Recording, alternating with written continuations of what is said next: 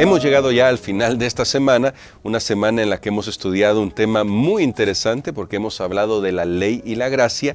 Y sí, es un tema que es bastante recurrente en la Biblia y de hecho es un tema que todavía es mal comprendido hoy en la sociedad y por eso es importante destacarlo siempre. La relación real que existe entre la ley y la gracia, porque lamentablemente en el mundo cristiano moderno, aunque esto no es tan moderno, esta idea no es tan moderna, pero en el mundo cristiano moderno se tiende a decir que la ley y la gracia están en pugna. De alguna manera algunos han creído que la gracia anula la ley, aunque el apóstol Pablo diga con claridad que eso no es así. Sin embargo, también está el otro extremo, el extremo de creer que la salvación se obtiene también con la ley y debemos tener cuidado con eso porque en ningún lugar de la Biblia se enseña que podemos ser salvos mediante la obediencia a la ley. Claro que no. Hoy vamos a destacar un poquito más en el resumen que vamos a hacer en esta hora este tema. Así que le invito a que me acompañe en oración pidiendo la dirección de nuestro Dios. Gracias, Padre querido, por tu palabra. Y gracias porque esta semana hemos aprendido muchísimo en cuanto a este tema de la ley y la gracia.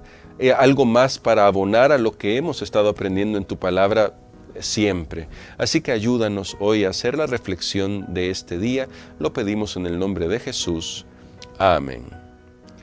Muy bien, vamos a hacer un breve repaso de lo que hemos estudiado, así que queremos recordar que al principio de la semana hablamos de la ley del cielo. Sí, en el cielo hay una ley. Y en este momento el pastor nos estaba acompañando, el pastor Dani Perla, y él nos comentaba, ¿no?, por qué es que hay una ley en el cielo y por qué debía existir una ley en el cielo, tal como acá en la tierra. Y también debemos destacar que cuando comenzó la creación aquí en la tierra, la ley estaba expresada de forma diferente de cómo se necesitó expresar más adelante. Creo que ahí está un poco la confusión, el hecho de que pensamos como que Dios ha tenido que ir cambiando cosas y Dios no ha cambiado nada, sus principios siguen siendo los mismos. Más bien lo que ha hecho Dios es adaptar a nuestra comprensión y a nuestras necesidades los principios de su santa ley.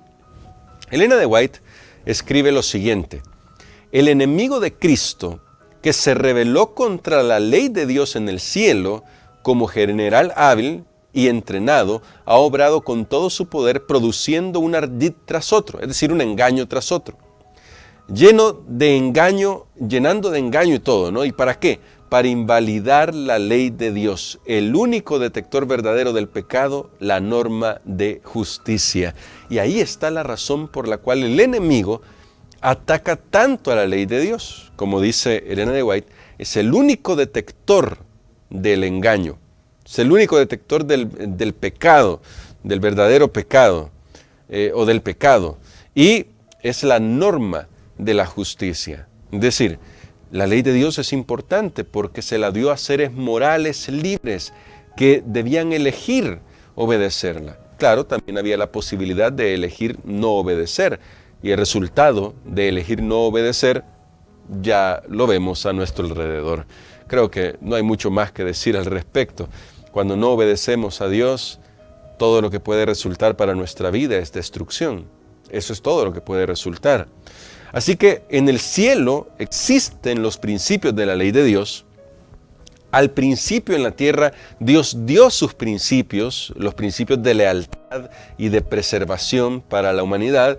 Luego fue adaptando sus principios para que pudiéramos comprenderlos y nos dio los 10 mandamientos. En el Sinaí se los dio a Moisés, pero el hecho de que yo diga que se los dio a Moisés no significa que estos principios no existieran antes. La Biblia da cuenta de que estos principios existían desde siempre. Así que lo que hace Dios es expresar de una manera que fuera comprensible y directa los mandamientos. Y Deuteronomio es un libro maravilloso porque Deuteronomio nos habla acerca de cómo se deben pensar, cómo se debe pensar en estos principios de la ley de Dios. Tanto es así que estudiamos en el día que hablaba sobre la ley en Deuteronomio, que en realidad todo Deuteronomio es una explicación, no todo, pero gran parte de Deuteronomio es una explicación de los 10 mandamientos. Y esto es así. Dios nos presenta sus principios en una concisión tal que se puede resumir en 10 palabras. Es más, la concisión es tal que el mismo Señor Jesucristo lo resumió en el amor a Dios y el amor al prójimo, pero para poder ayudarnos a nosotros, Dios también reveló a Moisés una aplicación adecuada de estos principios. De ahí que en Deuteronomio la ley sea tan importante. Sin embargo, como el tema era la ley y la gracia durante la semana, también vamos a encontrarnos con un Moisés que, aunque habla de la ley y exalta la norma de justicia de Dios para toda la humanidad, que eso no era solo para el pueblo de Israel, también nos recuerda que nosotros necesitamos la gracia de Dios y que es por la gracia de Dios que recibimos el don de la salvación, el don de la ley, porque es un regalo también, y el don del Espíritu para poder vivir. ¿Por qué destaco estos elementos? Porque, vuelvo a repetir, aquí es donde ha habido un poco la confusión respecto al tema de la ley y la gracia. Algunos han creído que la ley y la gracia están en completa discusión, en completa división, cuando en realidad lo que sucede es que primero viene la gracia, Dios nos salva, se lo recuerda al pueblo de Israel constantemente: tú fuiste esclavo en Egipto, pero yo te salvé, y solo una persona libre, liberada por Jesús, liberada por Dios en el caso del pueblo de Israel, puede recibir después el don de la ley. Un don que hace que el pueblo sea más sabio y entendido. Eso ya lo estudiamos anteriormente, ¿verdad? Que sea más sabio y entendido. ¿Por qué? Porque está obedeciendo a Dios. Porque la sabiduría está en mantenerse en esa relación de conexión con Dios. Y ese pacto con Dios tiene estipulaciones. Es bien curioso que nosotros, hoy en el siglo XXI, sí consideremos que pactos vinculantes o contratos vinculantes tengan que tener cláusulas que se deben cumplir para que una relación se mantenga y pueda prosperar, pero cuando se refiere a Dios pareciera como que si no necesitamos esas cláusulas. Y sin embargo la Biblia habla claramente de ellas y son los 10 mandamientos. Y estos 10 mandamientos, dice el apóstol Juan, no son gravosos. ¿Por qué no son gravosos? Porque vivimos de acuerdo al principio del amor. Aquí no estamos hablando de legalismo, no estamos hablando de querer ganar la salvación, no. Recuerden, primero viene la gracia, primero somos librados del pecado, luego Dios dice: ahora, hijos míos, les doy mis mandamientos para que ustedes puedan protegerse, para que su vida sea una vida protegida y para que su vida sea una vida letov lak, que fue una expresión que aprendimos durante la semana, que significa prosperada, bendecida, apacible, agradable, todas esas aplicaciones que tiene la expresión hebrea letov lak. ¿Quiere que su vida sea letov lak? Bueno, entréguesela a Jesús. Y una vez que se le entregue a Jesús, viva de acuerdo a la voluntad de Jesús. Se va a dar cuenta que la voluntad de Jesús está expresada en sus 10 mandamientos, porque sus 10 mandamientos no son gravosos. Incluso aquel que es al que atacan más hoy en día, que es el 4º mandamiento, es un mandamiento de gracia. Nos recuerda que la gracia debe extenderse para todo el mundo. Por eso la Biblia dice, tanto en Éxodo como en Deuteronomio, mientras Moisés está aplicando el principio del 4º mandamiento, que es un reposo para Jehová que debe extenderse para toda la humanidad, comenzando con nosotros mismos, pero luego yendo a los hijos, a los criados, en este caso diríamos a los empleados, incluso a los animalitos, a los extranjeros, a la gente que tal vez no conoce de la verdad de Dios, para todos. Porque el 4º mandamiento que nos manda la observancia del 7º día de la semana es un mandamiento que nos conecta con el corazón de Dios y la gracia de Dios. Esto es maravilloso, la verdad. Esto es maravilloso. Ahora, yo quiero que piensen esto. Al pueblo de Israel se le recordó constantemente: fueron esclavos, pero yo los saqué, dice el Señor Jesús, dice el Señor en su palabra, los saqué de la esclavitud. Ahora pensemos ante nosotros, pensemos nosotros, ante nosotros está esta verdad. Cristo nos dio su gracia pagando con su vida en la cruz del Calvario por nuestra redención, por nuestra salvación. Y la pregunta es, ¿qué pide Dios de nosotros? ¿Qué es lo que pide Dios de nosotros? Eclesiastés capítulo 12, verso 13 lo dice.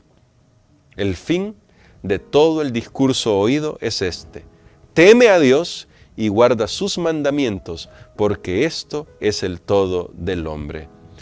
La Biblia no enseña que nos vamos a salvar guardando la ley. Para eso necesitamos a Jesús, porque somos pecadores. Pero lo que sí enseña la Biblia es que temer a Dios y honrarlo, adorarlo como Él merece ser adorado, implica mi lealtad a Él, y ser leales a Dios es obedecerle.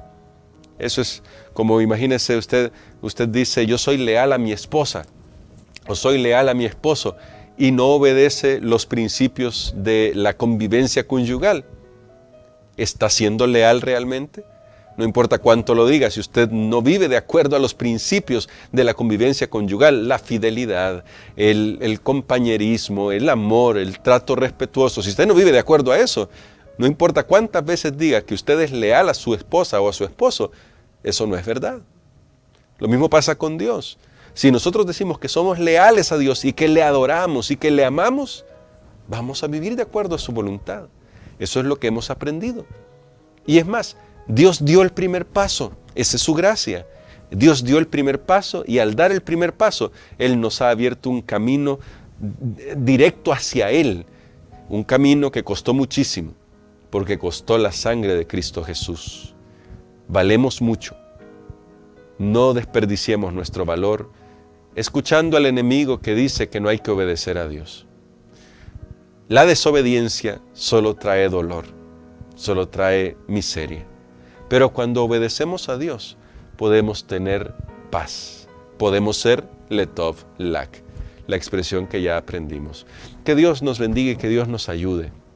Todos necesitamos tener una relación personal con Dios para comprender realmente que su gracia es suficiente para nosotros y que por su gracia y su amor somos transformados para vivir una vida obediente a Él. ¿Quieres vivir esa vida? Te invito a orar. Padre querido, gracias por tu amor, gracias por tus misericordias, gracias por tu palabra, gracias también por tu ley.